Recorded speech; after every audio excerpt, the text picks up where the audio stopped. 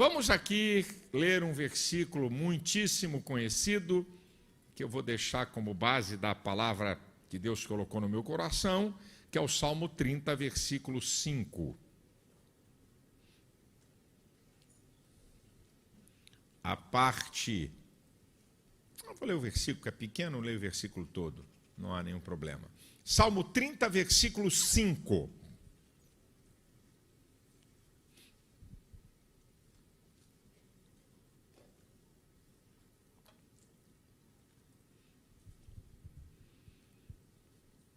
Porque a sua ira dura só um momento, mas no seu favor está a vida. O choro pode durar uma noite, mas a alegria vem pela manhã. Aleluia. Eu quero trazer uma palavra para você sobre o que antecede as grandes vitórias de Deus na nossa vida, né? Ou as grandes vitórias da nossa vida. O que antecede isso é o que vem antes. Porque a gente foca só na questão da vitória, ou no momento da vitória. A gente quer a vitória, eu quero vitória. Quem não quer vitória? Eu também quero. Mas vamos parar um pouquinho para analisar o que antecede, o que vem antes da vitória. Eu vou basear a minha palavra em um grande momento da vida do profeta Elias, certo? Que eu vou basear a minha palavra. Lembra que antes da chuva, 3 anos e meio de seca, de fome e de escassez.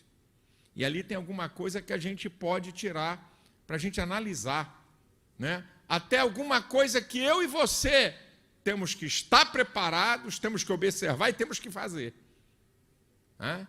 Antes de você ver, experimentar as grandes vitórias de Deus na sua vida. Primeiro, se é que você quer vitórias de Deus na sua vida, então vamos ver o que vem antes. Primeiro, obedecer a palavra do Senhor. Vamos dar um pulinho lá em 1 Reis, capítulo 17. 1 Reis, capítulo 17, só para a gente fazer uma leitura aqui. Do versículo 2 ao versículo 5. Olha o que diz aqui, ó. 1 Reis, capítulo 17, do versículo 2 ao 5. Depois veio a ele a palavra do Senhor, dizendo: vai-te daqui, vira-te para o oriente, esconde-te junto ao ribeiro de Querite, que está diante do Jordão, e há de ser que beberás do ribeiro, e eu tenho ordenado aos corvos que ele te sustentem. Foi, pois, ele conforme a palavra do Senhor. Capítulo 18, versículo 1. Do mesmo 1 Reis 18, 1. E sucedeu que depois de muitos dias a palavra do Senhor veio a Elias no 3º ano, dizendo: vai e mostra-te a Acabe, porque darei chuva sobre a terra. E foi Elias mostrar-se a Acabe, e a fome era extrema em Samaria. Olha o que ele fez. A palavra do Senhor, ele simplesmente obedeceu. Parecia esdrúxulo, né? Sem lógica.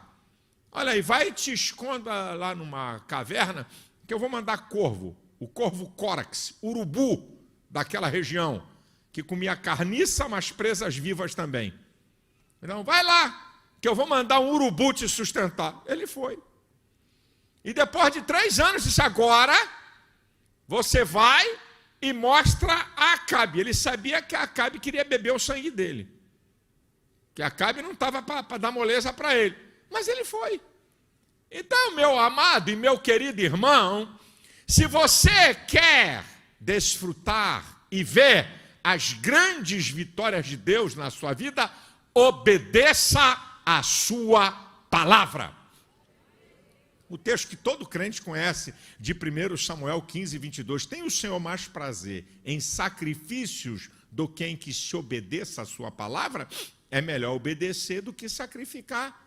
E no Novo Testamento, Jesus diz uma coisa interessante em João capítulo 14, versículo 15: se me amardes, guardareis os meus mandamentos. Você vai obedecer a minha palavra. Depois, no capítulo 15, versículo 14, diz: vós sereis meus amigos se fizerdes o que eu vos mando.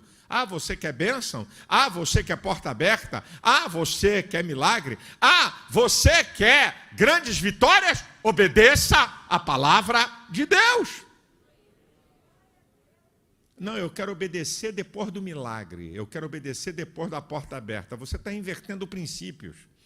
Você primeiro obedece, para depois você ver a mão de Deus. Número 2. Também, eu acabei de citar e de mostrar para você, não é? Aguardar o tempo de Deus. Aguardar o tempo de Deus. Olha o que Deus diz para Elias. Você vai e te esconde lá numa caverna, junto do ribeiro, e eu vou mandar que o corvo te sustente. Elias não disse: mas Senhor, quanto tempo? Será o quê? 1 mês?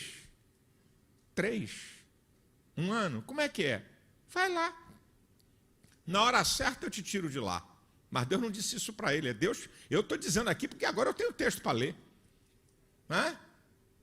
Agora eu tenho texto para ler. Fica lá. E depois de 3 anos, sabe o que é o cara estar numa caverna e depois ir para a casa de uma viúva e ser sustentado por uma viúva? Quer dizer, só situações de limite. Aí Deus diz: agora chegou o tempo de você se apresentar a Acabe. Agora é a hora. Não é na hora que você quer. Não é na hora que eu quero. É no tempo de Deus. Entenda, meu irmão, que Deus não precisa do tempo. Ele é o criador do tempo. Ele usa o tempo. O Salmo 90, versículo 2 e 4 diz que antes que os montes nascessem e que tu formasse a terra e o mundo, sim, de eternidade em eternidade tu és Deus. 1000 anos são aos teus olhos como o dia que passou, como a vigília da noite. Quem precisa de tempo sou eu e você. É 9 meses para nascer, é 1 ano para começar a andar e falar mamãe, papá, é 12 anos, 13 para descobrir que pai e mãe não são super-heróis, não é? É 21 anos para atingir uma certa maturidade, 30 anos para atingir o limite máximo da maturidade. A partir daí o homem só acumula experiência, e quando você pensa que já sabe das coisas, está na hora de morrer. Quem precisa do tempo só é você, rapaz. Deus não. O tempo é um dos fatores mais extraordinários para você aprender, crescer, se desenvolver e se preparar para a vitória. É o tempo, gente. O tempo é um dos fatores mais extraordinários. Agora, olha Deus usando o tempo. Olha como é que Deus usa o tempo. Quando Deus diz para Abraão: sai da tua terra, da tua parentela, e vai para uma terra que eu te mostrarei. Não vou te mostrar, só sai por enquanto. Eu vou mostrar depois. De Gênesis capítulo 12 para Gênesis capítulo 13, versículo 14, quando Deus manda Abraão levantar os olhos, passou tempo. Subiu para a montanha, desceu para o Egito, subiu do Egito, passou fome. De Gênesis 12, quando faz a promessa, para a promessa começar a se manifestar em Gênesis 21, com o nascimento de Isaac, 25 anos. O que tu está apavorado aí? O que tu está pensando que Deus está atrasado? Todo mundo já sabe, eu só estou lembrando aqui coisas. Davi, da unção de Davi, de 1 Samuel 16, 13, com aproximadamente 15 anos, até ele ser rei sobre todo Israel, segundo Samuel capítulo 5, versículo 4 e 5, 15 anos, com 30, ele é rei sobre todo Israel. Quanta coisa não aconteceu com Davi, entre elas, por quase 10 anos, perseguição implacável de Saul com 3.000 homens, o bope de Saul, a tropa de elite de Saul no encalço de Davi, com 600 homens que depois ele arrumou no meio dessa confusão de espíritos desgostosos para ensinar os caras a serem alguma coisa. Olha, gente, e aí Davi, olha como é que Deus usa o tempo. Davi treina 600 párias sociais na caverna de Adulão, para depois Davi comandar um dos maiores exércitos do mundo. O exército de Davi era de 1.570.000 soldados. Para você ter uma ideia, as Forças Armadas Brasileiras, nós estamos falando, meu filho, meu amado, de 3.000 anos atrás. Davi tinha um exército de 1.570.000 homens. As Forças Armadas Brasileiras são um pouco mais do que 300.000 homens. Exército, Marinha e Aeronáutica. Só para você ter uma ideia do que era o exército de Davi. Mas ele foi treinado no tempo, para na hora certa, agora você vai para o trono. Foi ungido com 15 anos, mas só começou a exercer a unção com 30. Você está achando que Deus está demorando?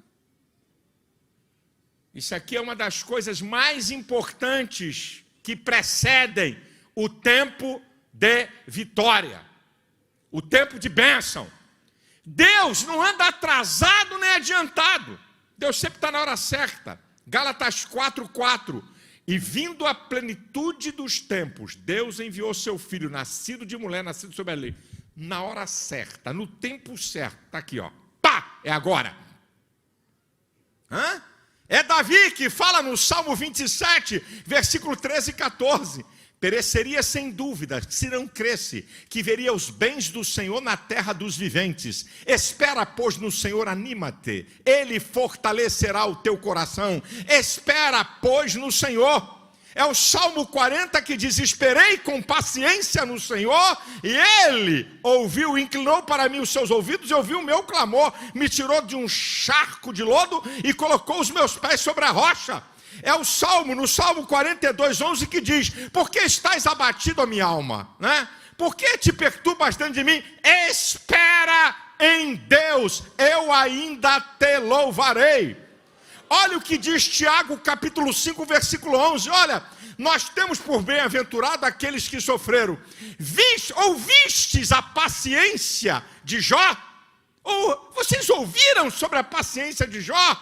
E aí diz assim: e o fim que ele teve, porque o Senhor é muito misericordioso e piedoso. É o fim, não é o início nem o meio. É o fim, não é agora nem amanhã. É lá na hora da vitória. É lá na hora que Deus vai abrir a porta para você. Mas até chegar lá, tem luta, tem adversidade, tem tribulação, mas tem a hora de Deus, que não tem capeta, não tem homem, não tem governo, não tem economia, e a vitória se estabelece na sua vida.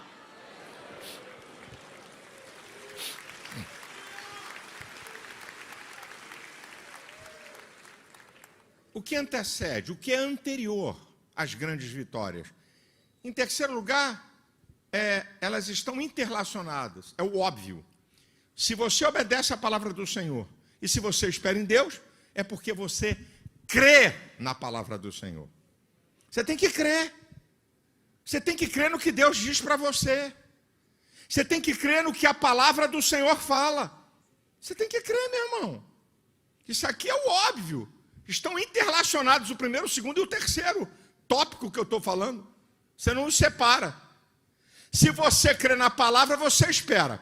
Se você espera, é porque você obedece à palavra, porque você crê. E você crê porque você obedece e espera. Estão interrelacionados.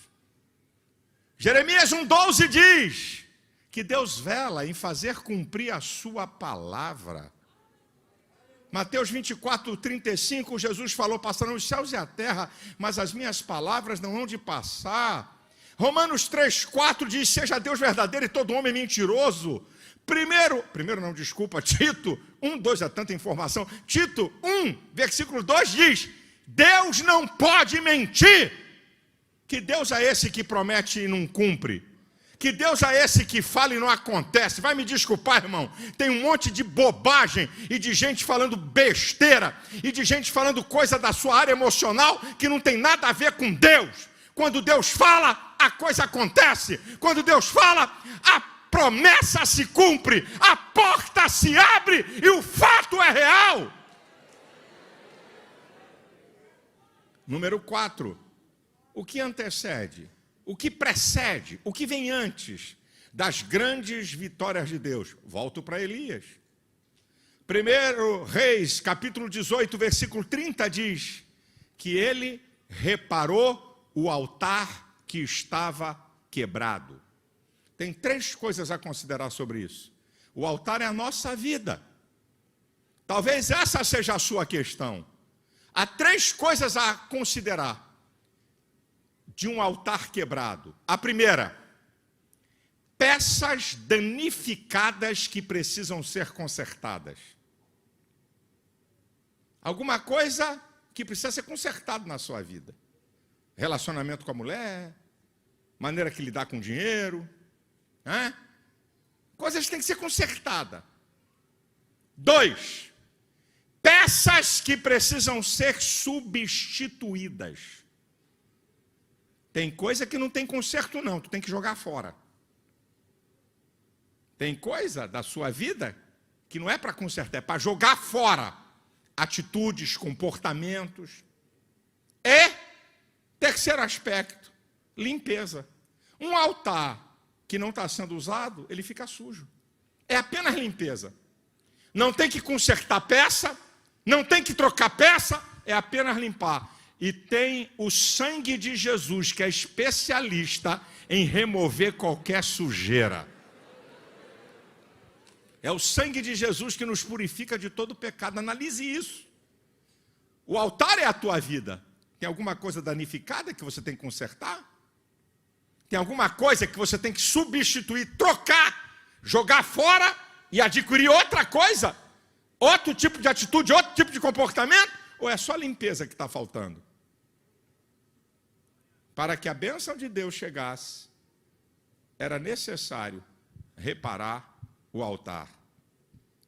Em quinto lugar, o que vem antes, o que precede as vitórias de Deus na nossa vida? Observar os sinais. Observar os sinais. Escute isso aqui, meu irmão. Os sinais são infinitamente inferiores aos fatos. Os sinais precedem os fatos. Vamos lá? Vamos voltar para Elias. No capítulo 18, versículo 41, ele diz que eu ouço o ruído de uma grande chuva. No versículo 42, eu vejo uma nuvem do tamanho da mão de um homem. Então, o sinal é um ruído e uma nuvem do tamanho da mão de um homem. Agora, olha o fato, está no versículo 25, que ele não viu nem ouviu. Os céus se enegreceram de nuvens, vento e chuva forte. Isso aqui é o fato. O sinal é ruído e uma pequena nuvem. O fato, nuvem carregada, vento forte e desceu água com vontade. Isso aqui é o fato. Você está querendo que o sinal seja o fato. Você quer que Deus diga tudo, dê todos os detalhes. Ei, Deus não trabalha assim. Deus te dá um sinal. Um sinal, um hino. Um sinal, um texto da Bíblia que você leu. Um sinal, um sonho. Um sinal, um item de uma mensagem, como esse que eu estou falando agora. É um sinal. É um sinal. Uma palavra que alguém fala. Isso é um sinal. Os sinais são infinitamente menores do que o fato e precedem os fatos. Então, preste atenção aos sinais, porque os sinais é uma confirmação de Deus para a vitória que vai chegar, para a porta que vai se abrir, para o milagre que vai acontecer, para a resposta que você espera há anos. Tem crente que não vê os sinais. Mas também tem uma coisa, muitas vezes Deus quer dar um sinal para ele num culto que ele podia estar e ele não está. E Deus não vai esperar você chegar na hora que você quer para te dar o sinal. Deus sabe porque você podia estar num culto e você não estava num culto. Deus queria trazer uma palavra para você, se você abrir a Bíblia, você não abriu a Bíblia, não tem a palavra para você. E não estou nem falando de culto, para não dizer que eu estou forçando barra para você vir à igreja. Abrir a Bíblia para ler. Deus queria falar algo com você se você dobrasse o joelho naquela hora. Você não dobrou o joelho, Deus não é teu empregado, Deus não fala a hora que você quer, Deus não dá sinal na hora que você quer, Ele dá sinal na hora que Ele quer. Por isso que Ele é Deus, eu e você somos servos. Deus não dá sinal porque você está chorando ou gritando. Deus não dá sinal porque você está apavorado, porque passou o tempo. Ele é Deus, Ele é soberano. Eu quero dar um sinal agora. Ah, não está aí não? Fica sem o sinal. É isso que os crentes têm que entender. Nós estamos enganados com o Evangelho. Fique atento aos sinais, irmão.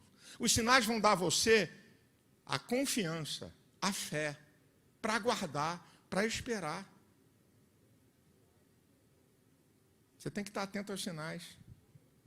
Sexto, o que precede as grandes vitórias? Aí eu volto para o Salmo 30. E também volto para Elias. Tribulações e adversidades.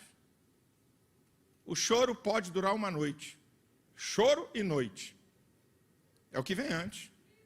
Escassez, fome, adversidade, tempo difícil, 3 anos e meio. É o anterior. E é assim mesmo. Não fica espantado, não. Pastor, estou atravessando uma luta que só o sangue. Não é assim que os crentes falam do jargão? Manto de misericórdia. Né? O crente tem jargão. Quando está debaixo de pancada e o couro comendo no lombo dele, chicote de Jeová batendo com força. Misericórdia. Sangue de Jesus tem poder. Meu Deus. É assim. Mas isso é algo para você entender que está te treinando, sabe para quê? Para você não desperdiçar a vitória. Aconselho depois você ler o Salmo 66, do versículo 8 ao 10. Pusestes fardos pesados sobre as nossas costas, cavalgaram sobre nós, passamos pelo fogo, mas a um lugar de vitória tu nos levastes. Mas vê antes o que aconteceu. O pau cantou no lombo antes. Isso que você tem que entender, mas não reclama não, não desiste não. Isso é processo. Para quê? Para quando a vitória chegar, você valorizar. Não desperdiçar nem jogar fora. A vida está cheia de história de gente que foi criada em berço de ouro e o pai não ensinou a valorizar as coisas e que jogou tudo fora. Esse é o mal dos pais de hoje. E não precisa ser milionário. Não precisa ser milionário. Tudo que o filhinho e a filhinha quer, dá. É porque meu pai nunca me deu nada. É isso. Faz teu filho não ter noção de valor. É você entregar tudo para ele de mão beijada. Ele nunca vai ter noção de valor. Ele nunca vai ter noção de importância. Não tem. Porque a gente vai dando. A gente vai dando as coisas. Não, toma, porque eu passei aperto, e filho pedindo, eu fico constrangido e vou dar. E aí, quando a gente faz isso, eu também. Não estou falando de você, não. Estou falando de mim. Quando eu faço isso, ao invés de eu ajudar, ao invés de eu fazer ele amadurecer, eu estou retardando o amadurecimento dele ou fazendo com que nunca ele fique maduro. Porque tudo foi no mole, tudo foi na facilidade. Não pode ser contrariado em nada. Tudo que quer, faz. Até dizer, não vou para a igreja. Tá bom, filhinho, pode ficar em casa. Eu recebi aqui PlayStation, como é que é essa porcaria? Eu não sei nem o nome disso mais. É isso, estou certo? PlayStation, pronto. Me corrigindo aqui. Aí eu recebi, não papai, vou ficar jogando coleguinha. Tá bom, fica jogando que o papai vai para a igreja. É isso aí, meu irmão, ó. 10. Tu está ensinando a teu filho que ele pode substituir as coisas de Deus pelas coisas mais banais da vida que não tem problema. Sétimo, o que é que deve preceder o que vem antes da vitória? Não perca a esperança. A esperança é a confiante perseverança no futuro. Lembra de 1 Coríntios 13:13? Agora, pois, permaneça a fé, a esperança e o amor. Mas o maior desses é o amor. Mas a esperança está lá. Olha o profeta, olha o homem de Deus, 1 Reis 18, 43 e 44. Sobe lá e olha para a banda do mar, de onde vem o vento da chuva. Vê lá. Aí o cara subiu e voltou assim, não tem nada não. Sobe lá 7 vezes. Não tem nada não? Então não sobe lá mais não. Sobe 7 vezes. Insista, persista, continue, não desista até o milagre, até a porta, até a vitória chegar. Ô meu irmão, esperança! Confie que o Deus que prometeu é poderoso para fazer cumprir. O Deus que é o teu Deus pode na hora certa abrir essa porta. Não desista por causa da luta, por causa da adversidade. Isso tudo faz parte do processo até você chegar no lugar da vitória. Agora aqui é a minha conclusão, não é? A conclusão é essa aqui: a vitória vai chegar. A vitória vai chegar. Depois de 3 anos e meio, veio chuva. O mesmo homem de Deus que participou da escassez, da dificuldade, é o mesmo homem de Deus que participa da chuva. Você tem que entender isso, meu querido. O choro pode durar uma noite, mas a alegria vem ao amanhecer. O que o texto está dizendo? Que tribulação, choro e noite são símbolos de tribulação e adversidade.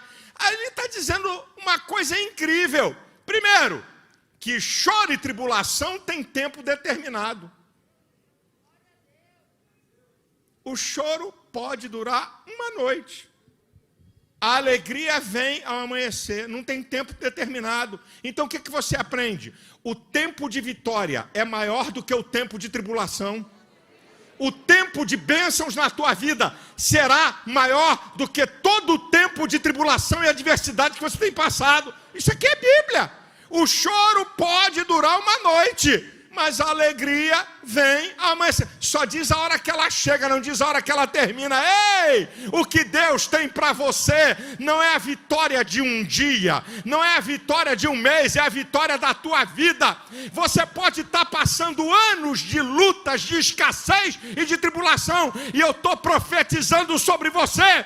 Vai vir o tempo que a vitória vai chegar, e o tempo será maior do que todo esse tempo de sofrimento que você tem na sua vida.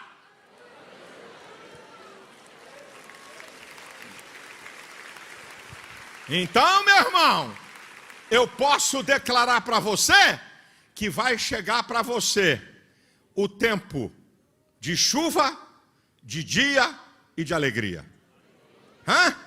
Vai chegar a vitória. Chuva representa bênção. Chuva representa a resposta de Deus, cumprimento de promessa. Então vai chegar para a sua vida. Quem recebe aí? Vai chegar para a sua vida o tempo da chuva, do dia e da alegria. Você não vai viver o tempo todo em amargura, em tribulação, em dificuldades terríveis. Se você entender os princípios que eu te falei, vai chegar para você, estou repetindo, vai vir chuva, vem dia e vem alegria, vem chuva, vem dia e vem alegria. Eu repito, ouça o inferno, o capeta e quem quiser. Vai chegar para você chuva, vai chegar para você dia e vai chegar para você o tempo de alegria. Quem recebe isso aí, dá um brado, exalte ao Senhor, glorifique a Deus que está no controle de todas as coisas.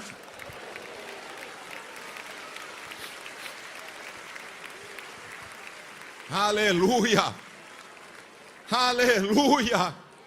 Dá para tu dizer para um irmão aí que está perto de você, meu irmão, vai chegar para você o tempo de chuva, de dia e de alegria. Diz isso aí, meu irmão. Fala com vontade, meu irmão. Abaixa essa máscara aí, não precisa cuspir não, mas diga para o outro ouvir. Diga para quem está do seu lado, vai chegar para você o tempo de chuva, de dia e de alegria. Oh, eu declaro na autoridade autoridade da sua palavra, o Deus que nós servimos vai chegar esse tempo para você.